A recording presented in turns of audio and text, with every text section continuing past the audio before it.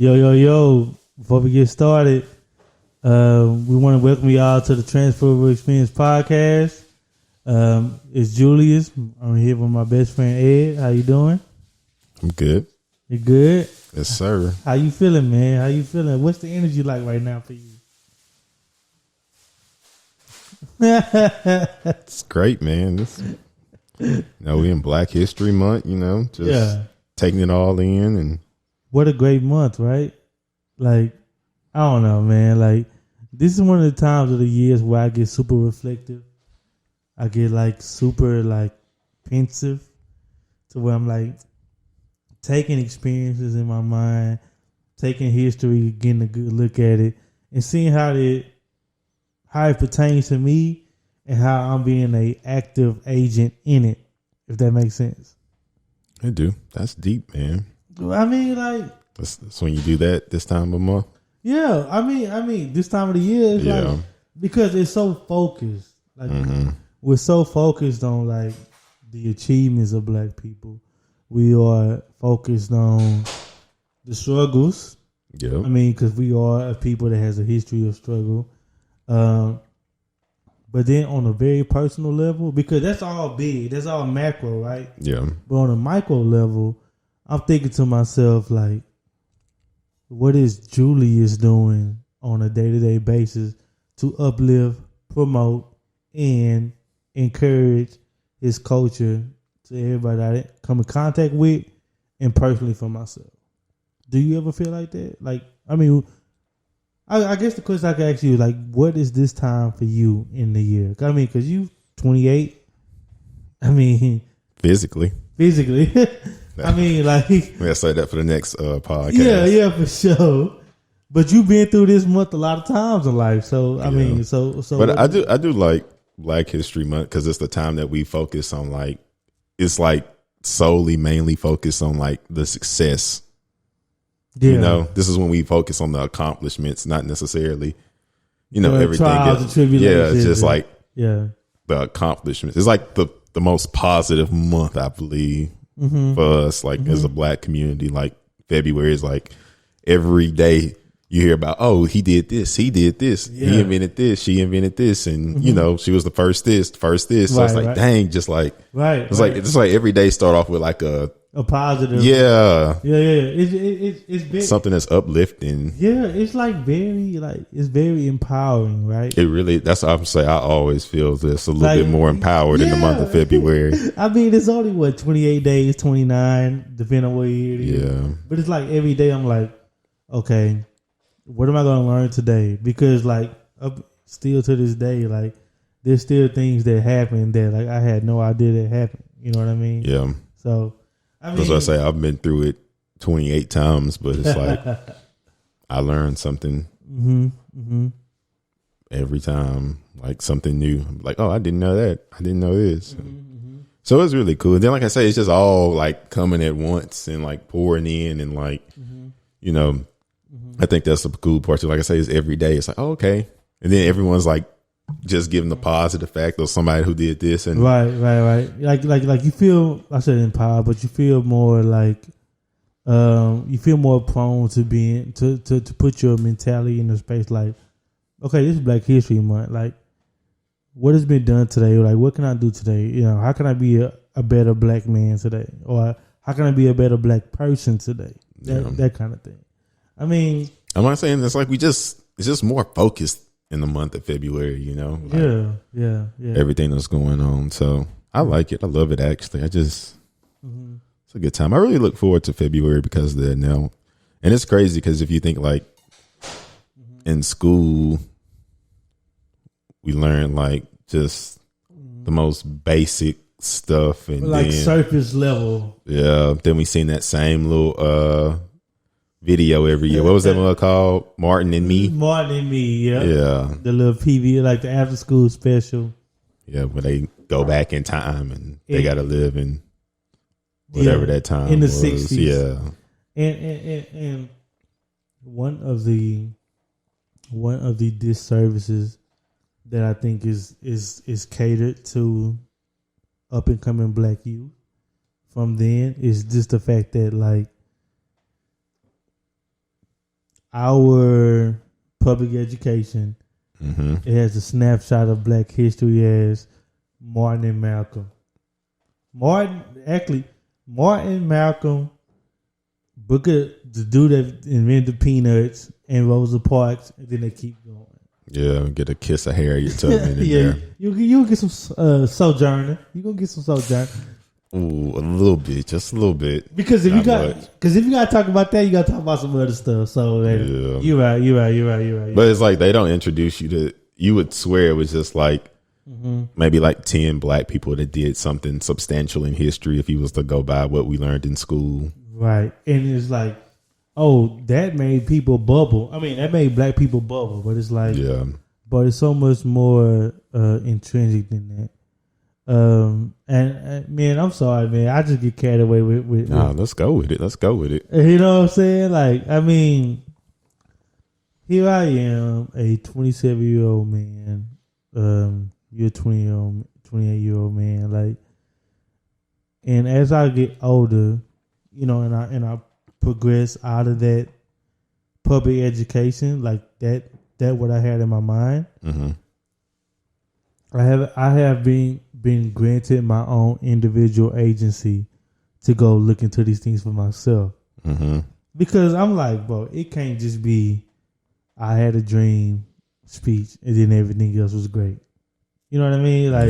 Like there's so many things in the middle of that. You know what I mean? And before that, and during that, and after that, during that, bro. Like, but I think now, like I say, more people like highlight different people now. And I mean, people get highlighted now and you know way more, but it's still like a lot. It's like it's a lot that's like the more polarizing figures that get acknowledged more. Right. Because they caused the most, they had like a shock wave on like the superficial mind of the regular American, which at that time was the white American. You know what I mean? Yeah, and then they like, because they like, I feel like they tell us about people that invented stuff because, you know, peanut butter, super soaker, the stoplight. Yeah. It's like, you know, it's like a few of those. Rosa Parks said no. Yeah, it's like a few of those that, you know, that people, but that's what I kind of wanted to do this episode, you know, kind of like highlight some people that's not just necessarily always put in the forefront that also, you know, played a significant role in Black history. So I thought that would be pretty cool for this episode. Yeah, that's good. And if you're tuning in right now, I just want to let you guys know that you're here with the Transferable Experience podcast. It is Julius, is Ed. Thank you. Go ahead. This is episode 4. Oh, episode 4. So we 4 deep. We just want to thank you guys for all the gratitude and support that you've given us thus far. We are so thankful. I mean, this is a special episode for me because I mean, as you can see, this is two Black men in front of you, and also like that's just something that we got pride in it, right? Yeah. We are a proud people. I'm a proud Black man. I'm pretty sure you're a proud Black man. Yes, sir. You know what I mean? And we just want to, you know, continue to give you great content, you know, and if you want some more content, you can keep on liking, sharing, subscribing, commenting. Twitter, Instagram, Facebook, YouTube. All that good stuff. All the good stuff. Do all the places. Do all the things. You know what I mean? I feel like that's what it always come down to at the end. All the places do all the things. Bro, y'all know the things to do. Just all the places, all the things. All the places, all the things. You already know me. So here we are. We are midway between February and I just want to pop it off with asking you, Ed, how you been this month. I mean, I know we talked about us feeling empowered this far, but how's the personal life of Ed going? Pretty good, man. You know, this past weekend was Super Bowl weekend. Yes, it was. Yes, it was. It was harder for some than others. Yes, it was. Yes, it was. It was a hard Sunday for some people. But no, it was good, you know. had a little small intimate gathering, cooked a little bit. Social distancing. Of course. It's only 4 of us. And that was it, man. Other than that, it's just been just the usual. Work out, do a little self-improvement in between. That's it. You know, people are more invested in you and your diet that ended. So go ahead and tell us about that. So the diet ended like a week ago, or maybe a week and a half. And it was good. You made it. Yeah, I made it. I made it 21 days. No meat, no dairy, no processed foods, no fried foods, no reduced grains, no sugars. No so what did you do the first day after the diet? What did you eat? I ate chicken. I ate some chicken. Fried? Yes, I ate some fried chicken. But that's my guilty pleasure, bro. Like, fried chicken just has a place in my heart. Did it taste better? It did. Because it was like rewarding. Yeah. You know what I mean? Like, my taste buds haven't had that rush of flavor since beginning of the year. You know what I mean? So for me to do how you felt after you ate it though? Bro, horrible. I did. I felt the effects of grease and fried batter in my stomach. And I don't want to get too graphic for the listeners, but let's just say I'm with you. I made some frequent visits to the restaurant because my body had adjusted to operate without that. Yeah. And when you introduce something like that, and I didn't realize that's such a harsh thing to it really is give to your body. Fried food, grease, and like dead animal. You know what I mean? Like, I'm not trying to be super graphic, but like, it was one of those things. Like when I did it, I was like, okay, I could definitely feel the difference between me without the meat and me with the meat. And so then after that, you just like, it'll get back used to it. I'm back. It did get back used to it. You just kept eating more and more meat, huh? I ain't gonna say I just went on a fucking. I'm sorry. I ain't gonna say I just went on a rampage, but I did have meat quite frequently throughout the week, and then I felt my body adjust to it, to where it went from something new to something it wasn't used to. It's like, okay, we back. We can digest this. But I will say this: it has definitely, since being off of it, it has made me definitely more, and I've been talking about this throughout the weeks, more intentional. Like, I know when to be like, I don't want that, because I know what it's going to do to me. Yeah. I know the results of putting it in my body. So that's something that I've like seriously been considering when choosing my meals. Like, I know that I just said that in a very regular way, but choosing my meals. You know what I mean? Like, I choose my meals instead of being like, oh, I'm just gonna get this Popeye because it's off the next exit. Yeah.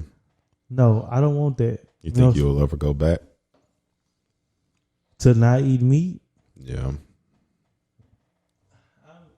I mean, yes. Yes.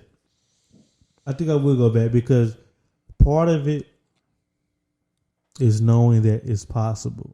Yeah. Like, you can, bro, if you don't eat meat, you're not going to die. And I'm not trying to say that in like a blanket statement, but like, you can supplement that dietary, change with other things and you're going to be all right. And that's what I proved to myself the most. Second thing I proved to myself was the discipline. The discipline to say, I want to do this and I'm going to do it. And I did it. And that do a lot to the mental, bro. Like, it's just like any goal you set in life. You know what I mean? So I think so what was your favorite meal you ate during that time of eating pretty much nothing that's fun? Man, you know what my favorite meal was? My favorite meal to eat and to cook was curry. Curry was good, bro. Like, what vegetable did you use? I used bell peppers, squash, zucchini, chickpeas. I used, onions, garlic, that kind of thing. The basics. And then sometimes I would put potatoes in there, but other times I didn't. And bro, curry, like that's probably a meal that I'm going to make again that doesn't require meat. And I'm probably not going to use the potatoes because a lot of people like to use potatoes as a substitute for meat because it's such a heavy starch. Yeah. So you get that full feeling of eating meat, but it's just potatoes. Yeah. But when you do it without potatoes, it's still good. Yeah. So see, I think like, man, that'd be fun to try something like that. But then I would have to have like, it would be the preparing the food part that would get to me. But it's fun, bro. Like navigating with all those restrictions. I would almost do better if like I did that and they gave me like a day by day or like just like a certain number of meals that I could like recipes or something. Cause I would be lost. Cause what I would do, I would just cook what I would normally cook and just not do it with meat. And then I'd be like, then I had that feeling like, oh, I'm missing something. Yeah, like it's something I'm like, it's not the same without. So you like need to be told what to eat. Like you're gonna eat this. That. I never embarked in anything like that before, so I need a little guidance. And it kind of like tickles your, not to go on a super tangent, but it kind of like tickles your fancy with like figuring out what to eat instead of that.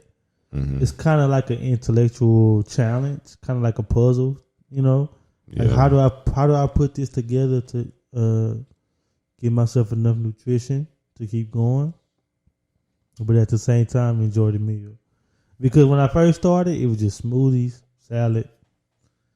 I did that for a week. I'm like, man, like it got to be something. Like it got to be more I can do to this. Then that's when I started introducing the curries and the stir fries and everything like that into my diet. And you know what cauliflower rice is and all that good stuff. So, did you ever find yourself like out and about and was hungry and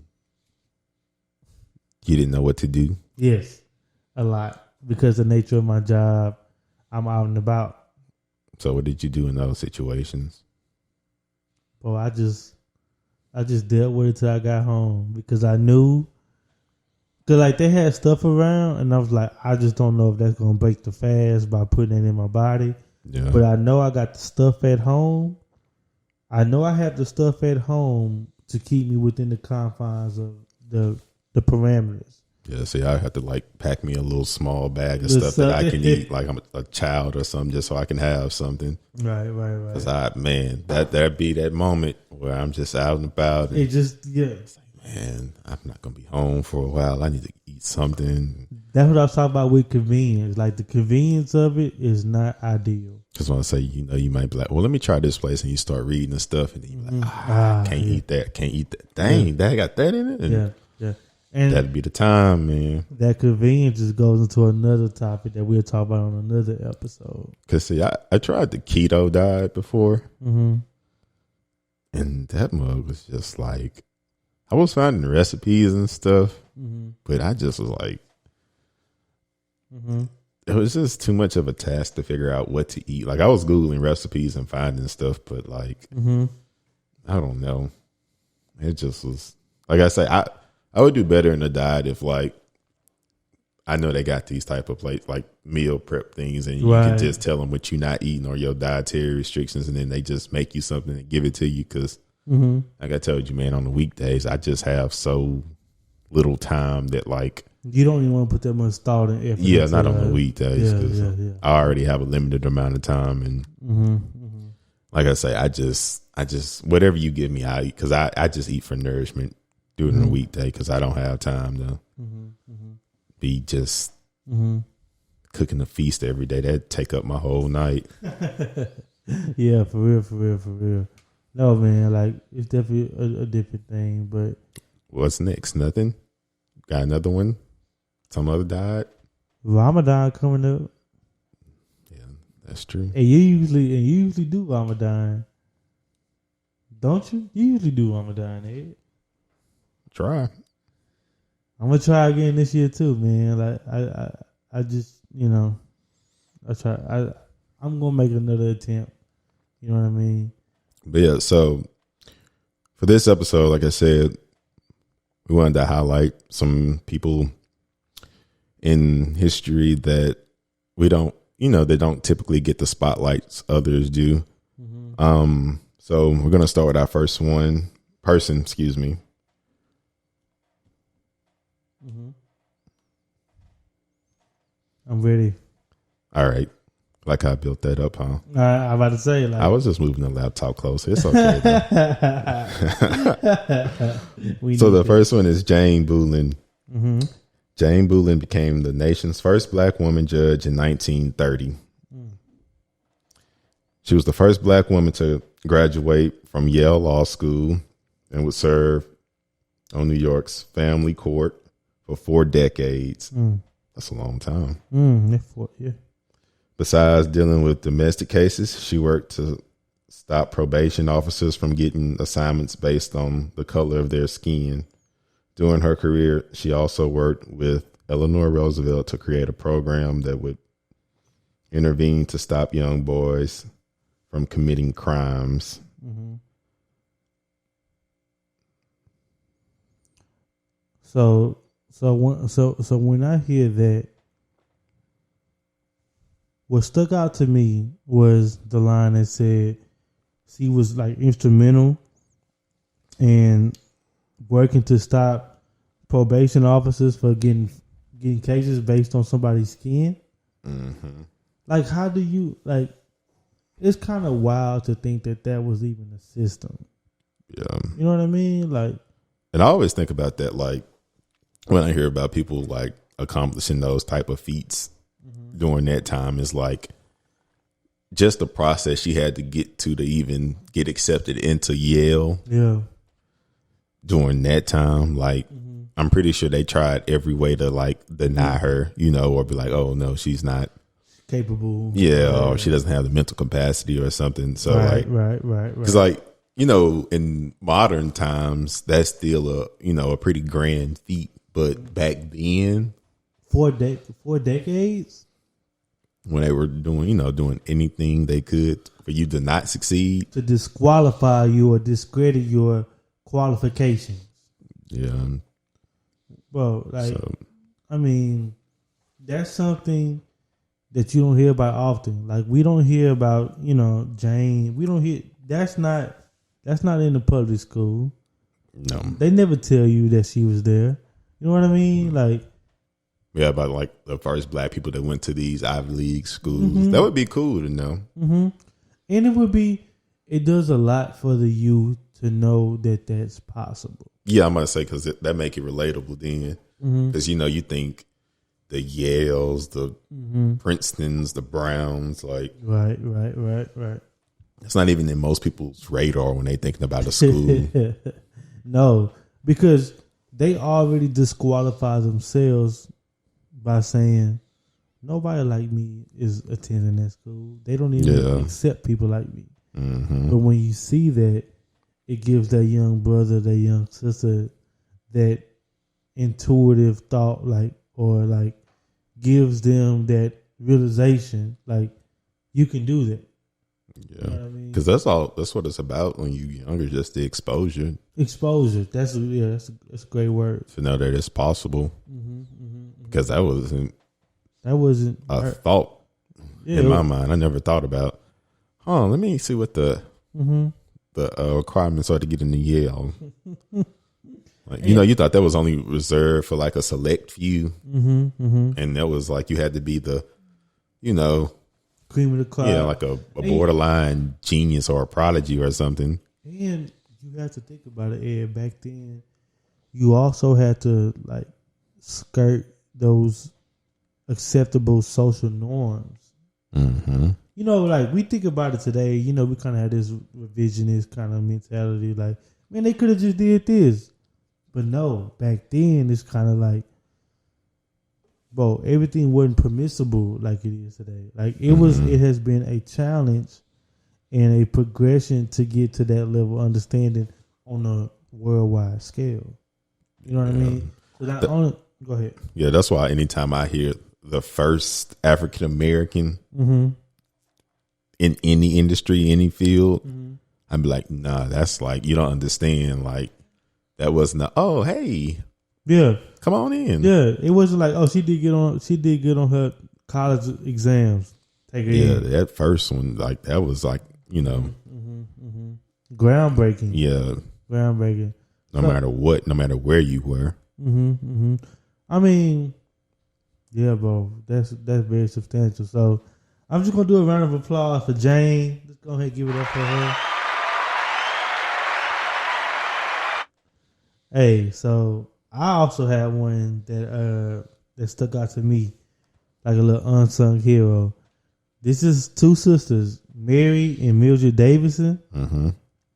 Just to give out an idea, they were twin sisters. So Mary and her sister Mildred, they had many practical inventions.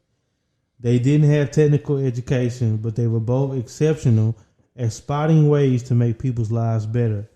Together, they invented the sanitary belt. Later, Mary, the sister Mary, she invented the moisture-resistant pocket for the belt. And also, while disabled from multiple sclerosis, Mary, the same one that did the belt, she went on to invent the walker and the toilet tissue holder. Like, think about that. The toilet tissue holder. Like, you're not gonna hear like that. I feel like just something that we just take for granted. Yeah. You use the toilet, you use the restroom. I'm about to say, yeah, that's something everyone uses, no matter your social class. Yeah, like, and to think there was a black woman out there that was like, you know what, like, there should be something right here that I can pull from just to get this right now instead of like, you know what I mean? Like, yeah, that's incredible. It's go ahead, my bad. But no, I was gonna say it's always amazing to think like how inventors' minds work and like I guess like they got to like, you know, just live life and spot a need and figure out how to like make that more streamlined. Cause or something more accessible or convenient. Because, you know, that's kind of what the world has turned into, like how to make stuff more convenient from everything. Hey, people don't take out their trash if they live in the apartments. Some valet trash. Yes. Hey, now you can get your groceries delivered or just pick them up. I mean, there's so many like of those. What should I even call it? Like, they're like microaggressions of life. You know what I mean? Or what I should say is those nuanced things of life. You know what I mean? Like, use a toilet, like, and this was make Mildred and Mary Davidson so substantial. It's like, you don't even think about, like, on a day-to-day, somebody listening to this is not thinking about, man, who invented this toilet tissue holder that I could just pull from? You know what I mean? There's somebody behind that. There was somebody that was behind that. Yeah. And then what stood out to me too is like they didn't have any technical education. No, they was, yeah, exactly. Like, they didn't go to college for that. But, you know, that then too, that's like when education just wasn't as accessible to our community. Right. You kind of just had to do what you can with what you had. Yeah. Like we said, unless you're one of those tip top. So, yeah, because some people, they just didn't even have that opportunity. No, their family made it near them, you know. So it was such a disparity in opportunity, but that disparity spurred ingenuity. You know what I mean? Like, if you think about it on a level like that, like, man, like the situation I am, I mean, it's kind of like downtrodden. But what can I do to make this a little better? And then you got inventions like that. So, yeah. So shout out to Mary and Mildred Davidson. Give y'all a little round of applause. We love y'all sisters for making our life a whole lot easier. hey. Yeah. So you gotta, that's a game changer. A game changer, man. So, what you okay, got? The next one I have is Dr. Shirley Jackson. She is an American physicist who received her PhD from MIT in 1973. She was the first African American woman to earn a doctorate in nuclear physics at MIT. In addition to her lengthy list of academic achievements, she also has an impressive number of inventions under her belt. Her experience with the theoretical physics paved the way for numerous developments in the telecommunication space, including the touch tone telephone, the portable fax, caller ID, call waiting, and the fiber optic cable. It's major. Yeah, I'm gonna say she did like Bro. all those important. Bro, there are like 3 things. Bro, do you realize there are like 3 or 4 things in that list that still exist today in like a very they exist in the forefront of like how things are captured, how information is like exchanged. Yeah, that fiber optic cable. The fiber optic cable, like, bro, that like revolutionized like digital media, media period, and how you capture something, and how you transport that from camera to system. You know what I mean? That's important. Back in my day when I was a film major and I was doing a lot of recordings, I did a lot of sports recording. Like, the fiber optic cable was like the most important cable. Like, don't break that. Make sure that's plugged in, because that's what transmits our information. Yeah. You know what I mean? Yeah. I would imagine, like, I would love to invent something that's like such an intricate part of like everything. Yeah, it's like something that's just a necessary thing that's that you just have to use. Like, and when you make something like that, bro, it's like it's not forgotten. It's not forgotten, like you said, because it's so integral. Like like this doesn't happen without this. Yeah, they say you forgot that. How? Like this. You know what I'm saying? Yeah. And and that's just the fiber optic cable. The touch tone. Yeah, she did some things. Bro, portable fax, caller ID, call waiting. Stop it. I wonder what they did before call waiting. You just had to say, well, you wouldn't even get the. You wouldn't even get the call. Would you get the call?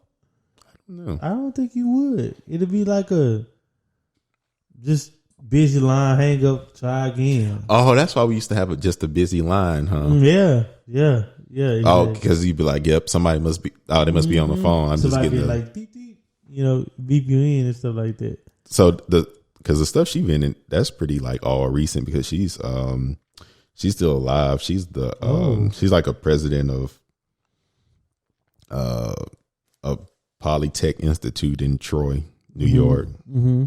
So yeah, she's still pushing. Yeah, she's still around. That makes sense that like a lot of those inventions, should I say not modern, but they have modern implications, right? Yeah. Like you said, she saw a need, like we need a touch tone phone. Like, you know what I mean? Like, I'm about to say now, like everything is touch tone. There used to only be like certain phones. Like we seen that like develop over time, like we were a part of that, where it was just like, just flip phones, and then they got a little touch tone, but they didn't do much. You still had to mainly use the buttons. Right. Because I remember in high school when I got a phone, I was like, I don't want just all touch screen, because the touch screen don't just operate well. I need to have a keyboard. And now look at us, just texting away. Yeah, nothing but touch screens. Oh my God, man. Hold on. So we got to give a little applause. Shirley Jackson. Thank you, Queen. Thank you for providing us a medium to communicate with each other. You know what I mean? Yeah. So I mean, that's major. That's major. I don't know, man. Like, these are a lot of like black heroes. Yeah. That you don't hear about a lot. Like, I wasn't told about Shirley Jackson in school. Were you? No. You know what I mean? So They really are unsung heroes. Unsung heroes, bro. I mean, it kind of brings me back to the whole precipice of this month, right? Okay, let's get one thing clear. Like, Black History Month is really Black History Year because we celebrate all year. But like we said, that focus in Black History Month, it kind of brings to it kind of lets everybody know, or it's a foundation in which you can be like, okay, this is what we did. This is what we did every day. And then like it's really influential. It's really substantial, and it's really encouraging. Yeah. I don't know, man. Like, and just let everybody know, just like people, just people, I guess, that aren't familiar with like how it came about and stuff like that. Yeah, give them the origin. Oh, okay. I was about to get into some real. Okay, I'll give y'all the bullet points. I was about to get to the bullet point. So you had Carter G. Woodson, right? So Carter G. Woodson, he was a prominent student historian of Harvard. It was also him and another guy named Jesse E. Moreland, who was a minister. They founded their own organization that like studied like Negro life, and Negro history, and they promoted the achievements of Black Americans and other people of like African descent and stuff like that. And what they started doing, they had a National Negro History Week. They kind of implemented this in 1926. Think about that, 1926. My grandma wasn't even born. You know what I mean? So they chose the second week of February because, ironically, that was the week that coincided with Abraham Lincoln's birthday and Frederick Douglass' birthday. And if we know Frederick Douglass, the famous abolitionist, and Abraham Lincoln, who's the guy that emancipated the slaves. So if you think back to that time, it's kind of a time where a lot of people of melanated skin are rejoicing because this guy did this guy did that. You know what I mean? And when they would celebrate these birthdays, they would rejoice. They would have like community barbecues. They would organize history bowls. They would give back to the community. A lot of like initiatives that celebrated and promoted freedom, excellence, and success, and also navigating affluency in the American society in which they were brought into.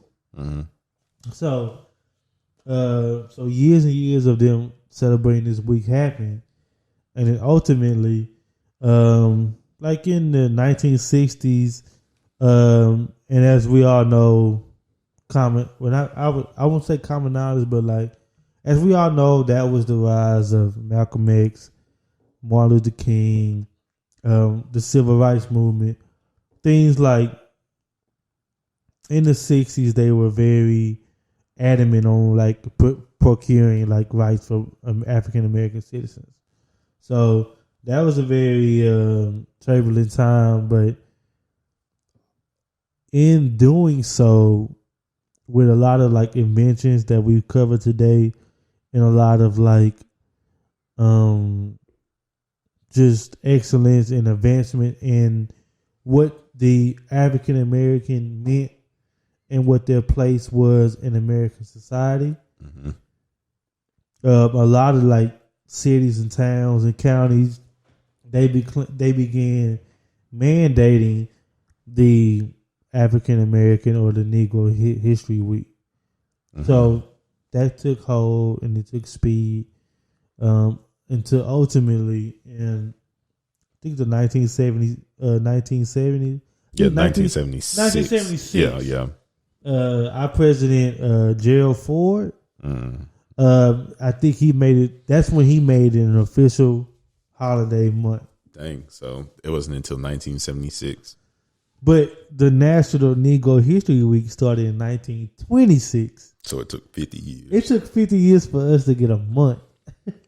Isn't that crazy, bro? That's a long time. That's a long time. Like, and not to mention, there were probably a lot of, like we said, abolitionists, politicians, aldermen, council, city councilmen that were pushing for this thing. But I guess back then it never quite seemed important enough. Or maybe that's how I feel. Maybe you feel different. But when I read that, I was like, okay, maybe we were not important enough until 76. But think about the context of 76. Who's already gone? Yeah. Malcolm, Martin. The Black Panther Party was just about dissolved at that time. You know what I mean? Medgar, all them gone. Stokely Carmichael. They fled. Edgar Cleveland, and you know what I mean? Like, so Fred Hampton had already, you know what I mean? Like, so all that had already transpired.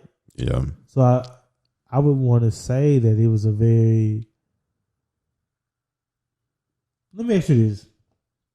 When you hear it being done in 1976, does it feel like consolement? Or, you know what I mean? Yeah, that's exactly how I interpret it. Really? Yeah. Like, you feel like, oh man, see this. Okay, we gonna get into this. Do you feel like Black History Month is just consolement for everything that they put us through? Let's talk about it, bro. Let's talk about it. We here. We are here. Now, no. I think like when they made it, like, because, if they was really trying to uplift us, they wouldn't have, did us like that. Yeah. Put us through everything we went through. But now I feel like, we reclaimed it, and it's a joyous thing, and it's a time for us to, highlight people in history, that paved the way and did monumental things. But no, I don't think that was the original intent of it. It was just like, let's give them was it like a pacifier to the Black movement?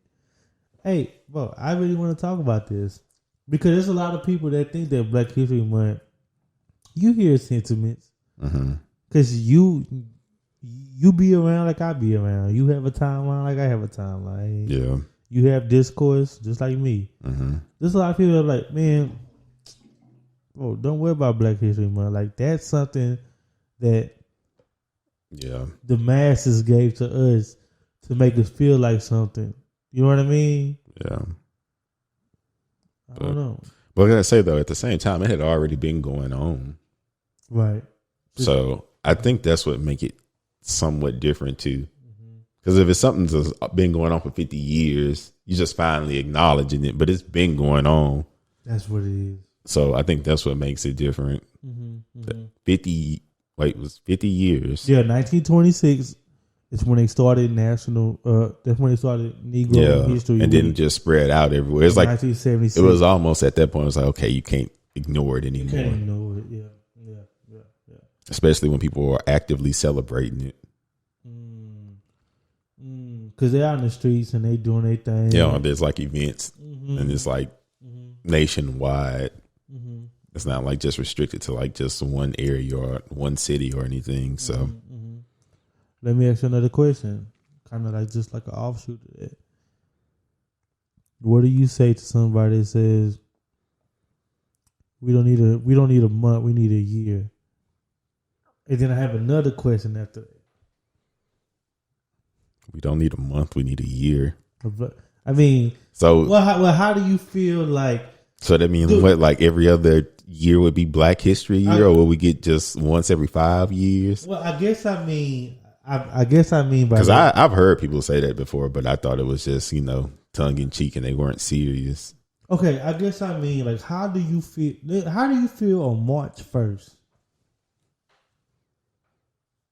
Do you feel like you're any less celebrated on March 1st than you were February 27th or 20?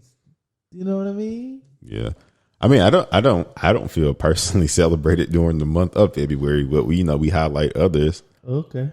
I mean, I feel like I kind of miss it a little bit because like I really enjoy it. So you miss like the like I said, like everything that comes with Black History Month, like it's just always being talked about. You see it everywhere, and people just they like literally highlighting people, and it's like an emphasis on just Black greatness. That's what I would say is in the month of February. It's just like an emphasis on our greatness, and I enjoy seeing that, because the other 11 months is not like that. That's true. I guess I would say on March 1st, I feel, or when it's over, sometimes I feel a little bit exploited. It's February, well, we want to take it there. Like, I'm gonna say because Black History Month, that even went into like corporate America and like, bro, it's on the courts, it's on the football field, it's on back of jerseys. I'm gonna say especially because February normally is when the basketball season is going on. So like they always have like Black History Month jerseys and stuff or shoes. Yeah, I might say like certain athletes literally have a Black History Month shoe. Yeah, they have a Black History Month model. Do you feel like it's something that's co-opted for capital or capitalistic gain? I mean, or did we just say that? We kind of just said. I'm about to say, this is America, man. If they can make $1 off of it, they're going to. Yeah, I think in that light, it kind of becomes a little. It can make a Black person feel a little torn. Yeah, I want to celebrate this, but at the same time, though, I feel like instead of like giving our money to like corporations, we can be like giving that money to Black businesses, which I feel like, this time, 2020, 21, I feel like it's just been a bigger emphasis on that anyway, just supporting Black businesses. And to be honest, that's the best way to support Black History Month because that's grassroots. I feel like in 1926, that's kind of what they was thinking about that.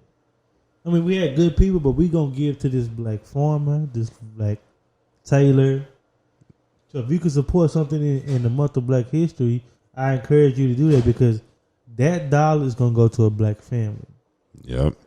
Them Black History Month Kobe's or KD's or Jordan that you buy, that's gonna go through so many different hands before it get to anybody of our color. In real life. You know what I mean? Outside of, like, you know what I'm saying? So, but yeah, I mean, I don't know, man. Black History Month is an interesting thing to get into because there's so many different ways you could take it, and so many different people feel so many different ways, man. It matters to me more and more the older I get, and like you said, kind of like just going down my own path of education and not depending on institutions. So just learning more and stuff like it just mean way more to me the month. I guess what I would say is, and I don't want to discount the 11 months because I don't want to say that you can't do that for the 11 months, the other 11 months. But one thing I do appreciate Black History for is the preservation of our history. Yep. Like if you're not gonna hear it any other time, you're gonna hear it and see it now. Especially with the way our information travels and the mediums that are used now. Yeah. I'm about to say, it's just way more access to information now. Yeah. Like you can literally, if it's something you want to know, you can literally Google who was the first Black person at the University of Texas or anywhere, so it's like it's all at our fingertips. So I mean, like going forward, let me ask you this: how do you make Black History Month stick for you, and how could you make it stick for somebody you know? I guess. What do you mean by stick? Like, instead of it being just an experience that you, instead of just riding this wave for 28 days, how do you like nail it home for somebody? To like what, keep it going? Yeah. Like past February? Yeah. Do everything we're doing in February. Just keep going. Like, yeah. And that just be the way of life. Like, do what you're doing in February. Do it in March. Like if you got an emphasis on supporting black businesses in February, just do that all year round. The first thing you should do is, if you're looking for whatever you're looking for, black owned, whatever that is that you're looking for. So I say just literally just do the same thing. I agree. Keep telling people about different people in history that did certain things. Because there's a lot of things that's been accomplished, so you're not going to run out of people. No, you're not. Let me ask you this. What is your experience with other races in regards to Black History Month? I have friends of other races. I'm pretty sure you do. When you talk to them about this month and what it means, or when you have talked to them, like, what do you get from them? Like, what's the sense that you get from them, or how they view this, or whatever? Do anything stick out, or maybe it's nothing at all? It could be nothing at all. No, I think like they kind of just come to me wanting to educate themselves a little bit more, to be a little bit more knowledgeable on what it really means and some of the things we do during the month. But other than that, that's pretty much it. What about you? Well, in my travels, like in the last couple of years, I've dealt with a lot of people of different ethnicities and different cultures and everything like that. So when they ask me about Black history, and I will give them some credit. They ask me like, Jude, like, how can I be a better ally? How can I not use this month as just how can I not be performative? Yeah. Because there's a lot of performative things that happen. You know what I'm saying? I don't want to just put it in my Twitter bio, and I don't want to just take a picture on Instagram. I really want to help. I say, well, what you can do to help is use your resources, use your capital to reinvest into somebody else's future.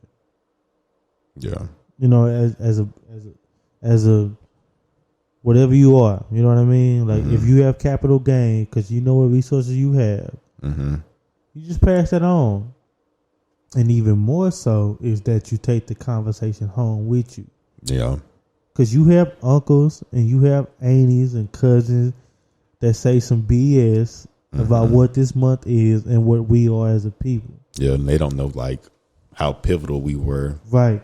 Exactly. Like you make that apparent to them and let them know without that person, without that culture, we wouldn't have this. You know what I mean? And kind of just give yourself that worldly view of like, you know what I mean? Like, number one, we're in this together, but number two, like, this doesn't happen without black people. Yeah. A lot of this stuff doesn't happen without black people. You know what I mean? Like, I don't know. I guess that's what I like to reflect, or that's what I like to pass on to my friends of other cultures that want to know how that they can promote this. That's how you do that, man. So yeah. So, I mean, I think it's good that way. You know, Black History Month is a great thing. You got anything else to add? No, I think we covered it all, man. As far as, you know, just highlighting a couple things. And and kind of let people know what's out there. Yeah. What things that you appreciate or that you benefit from that started from a person that's dealt with the trials and tribulations that we have. I mean, that we have had pressed against us. Yeah. And I don't know. I'm talking. I'm going to the outro, but like, just if you're listening, just like, bro, like, you can always make a change, and if you want to, you take your personal experience. But if you want to promote Black history and be an ally to black people, Tell your people what you know. You know what I mean? Go educate yourself. Yeah. There's a lot of resources out there. You know what I mean? Like, continue to look forward. I mean, black people, like, we on the rise. To all my brothers and sisters out there, like, I don't know. I support y'all. I love y'all. I want to see everybody do good. You know what I mean? So, rooting for everybody that's black. But right now, man, we gonna drop our applause for all the brothers and sisters out there striving for more, bro. Hey, one more for Ed. One more for my Corey. One more for me. Hey, man, we love y'all, man. This is the Transferable Experience Podcast.